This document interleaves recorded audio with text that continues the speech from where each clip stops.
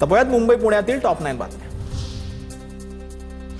मुंबईत गणेशोत्सवासाठी मूर्तिकारांना मूर्ती घडवण्यासाठी पालिका मोफत जागा देणार, तर शाडूची माती आणि मंडप उभारण्यासाठीही परवानगी देणार। मात्र मंडपासाठी रस्त्यावर खड्डा पाडल्यास प्रति खड्डा 2000 रुपयांचा दंड वसूल केला जाणार।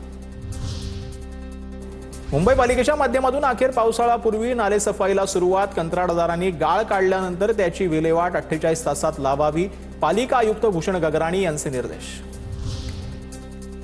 मिठी नदीतील गाळ काढण्याच्या कामांना सुरुवात झाली। शहरातील नालेसफाईसाठी वेग देण्याचे निर्देश देण्यात आले। पावसाळ्यात पाणी साचू नये यासाठी पालिका प्रशासन सतर्क आहे। मुंबईला पाणी पुरवठा करणाऱ्या धरणांचं खोलीकरण करा। धरणामधील गाळ काढला तर पाण्याची साठवणूक वाढेल। स्थायी समिती अध्यक्ष प्रभाकर शिंदेंच्या प्रशासनाला सूचना।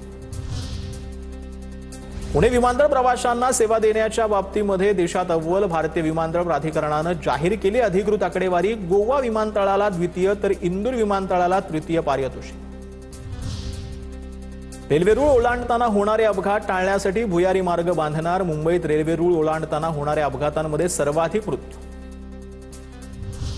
पुण्याहून बँकॉकला जाणारी इंडिगोची थेट विमानसेवा बंद। प्रवाशांच्या अल्प प्रतिसादामुळे इंडिगोने विमानसेवा बंद करण्याचा निर्णय घेतला। डीजीसीए कडून इंडिगोच्या उन्हाळी विमानतळाला आता मंजुरी देण्यात आलेली आहे। भुयारी मेट्रोच्या सुरक्षेसाठी पुणे महापालिकेची नवी नियमावली। शुक्रवार पेठेमध्ये कूपन नलिकेच्या आता कामामुळे मेट्रो बोगद्याला छिद्र पडल्याची घटना घडली होती। भुयारी मार्ग जो आहे तो त्यामुळे परिसरामध्ये बांधकाम किंवा कूपन नलिका खोदण्यासाठी पालिकेची परवानगी घ्यावी लागणार आहे।